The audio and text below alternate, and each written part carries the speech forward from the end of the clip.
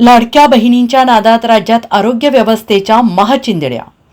राज्य सरकारकडून महात्मा फुले आणि आयुष्यमान योजनेच्या संलग्न रुग्णालयांची 270 कोटींपेक्षा जास्त रक्कम स्थगित। राज्यातील खासगी रुग्णालयात रुग्णांची होणारी लूट दूरच राहिली, पण धर्मादाय रुग्णालये सुद्धा सरकारच्या जमिनी काडीमात्र किमतीत घेऊन टॅक्स न भरता सुद्धा सेवा देण्याच्या नावाने किती बोंबाबोंब करत आहेत हे पुण्यातील मस्तवाल दीनानाथ मंगेशकर रुग्णालयाच्या कारभारावरून समोर आले।